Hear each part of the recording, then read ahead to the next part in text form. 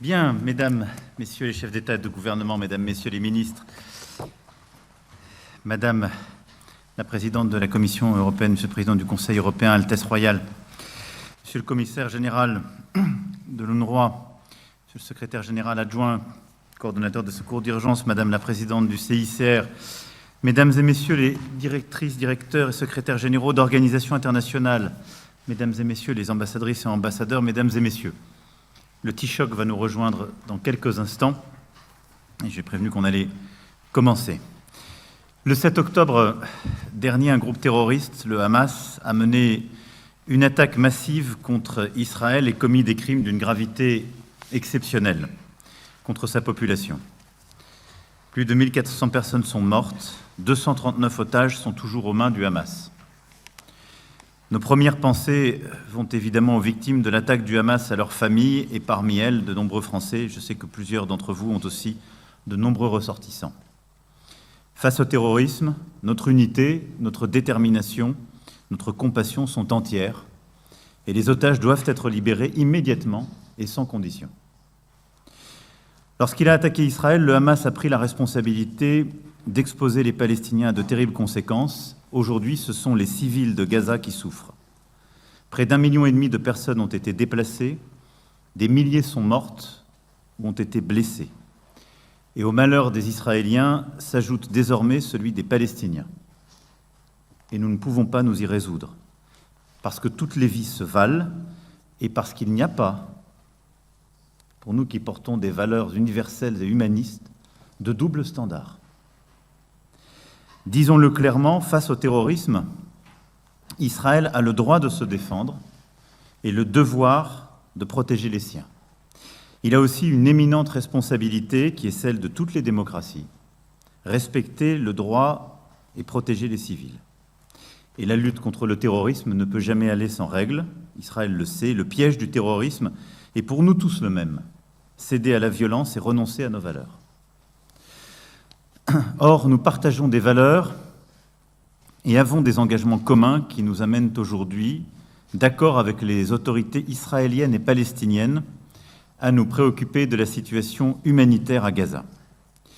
Les civils doivent être protégés et c'est absolument indispensable. Ce n'est pas négociable. C'est une nécessité immédiate et à plus long terme, c'est aussi une condition même de l'efficacité de notre lutte contre les terroristes. Aujourd'hui, la situation est grave et se dégrade chaque jour davantage. Dans l'immédiat, c'est à la protection des civils qu'il nous faut travailler. Il faut pour cela une pause humanitaire très rapide et il nous faut œuvrer à un cessez-le-feu. Celui-ci doit pouvoir devenir possible. Il faut créer l'espace nécessaire aux acteurs humanitaires pour agir à Gaza. Nous allons les entendre et je souhaite que cette réunion nous permette d'être efficaces ensemble dans un esprit de consensus et dans l'objectif qu'au-delà du drame que vivent aujourd'hui de trop nombreuses familles israéliennes et palestiniennes, nous sachions prendre une véritable initiative de paix et de sécurité pour tous au Proche-Orient. Cette initiative repose sur, évidemment, ce pilier humanitaire sur lequel nous allons avancer concrètement aujourd'hui. Elle repose sur un deuxième pilier sécuritaire. Nous avons su le faire ensemble contre Al-Qaïda, contre Daesh, contre d'autres groupes dangereux pour tous. Personne ne peut plus dire que le Hamas n'est pas un groupe dangereux et un groupe terroriste. Des mesures devront donc être prises pour tarir ces financements, sanctionner ceux qui sont liés de près ou de loin à l'attaque du 7 octobre. Je proposerai également une série d'actions pour éviter que d'autres groupes terroristes de la région ne se joignent plus avant aux hostilités pour tarir leur flux d'argent, d'armes, de propagande. Enfin, mais ce sera pour plus tard, nous ne ferons pas l'économie d'une réflexion plus large sur l'évolution du terrorisme aujourd'hui, et pour cela, nous aurons à nouveau à nous coordonner.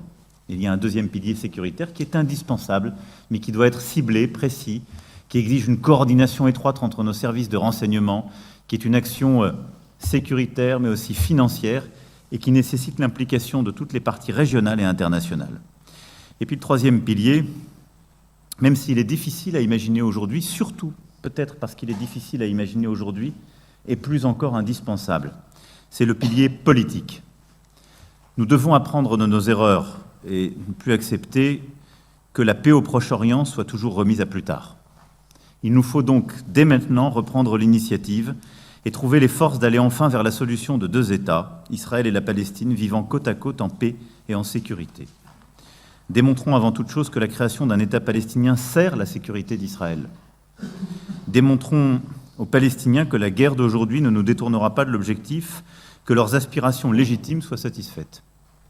Et une solution durable nécessite que la question palestinienne trouve enfin une réponse, et non pas seulement que le Hamas soit neutralisé.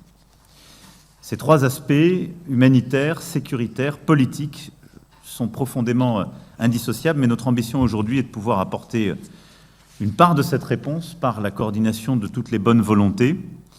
Et je souhaite que nous puissions, pour cela, identifier les besoins en argent, en matériel, pour les populations, les éléments aussi d'organisation très concrets sur le terrain que nous devons avoir et qui sont acceptables, et les demandes que nous devons faire aux différentes parties prenantes, là aussi de manière très concrète, pour que cette aide puisse s'acheminer et pour que nous puissions préparer donc cette pause humanitaire, puis ce cessez-le-feu, qui sont, comme je l'ai dit, indispensables. Je vous propose donc qu'en méthode, nous puissions avoir d'abord les organisations et acteurs sur le terrain. Et donc je vais d'abord donner la parole au commissaire général de l'UNRWA, M. Lazzarini, puis à M. Griffith, puis à Mme la présidente du CICR, Mme Spodjaric. Puis 2 porte-paroles d'ONG s'exprimeront, M. Egland et Mme De Fourny pour Norwegian Refugee Council et MSF. Et ensuite, je propose que les chefs d'État, de gouvernement et d'organisations présentes puissent s'exprimer pour apporter leur contribution, leurs convictions et leur aide.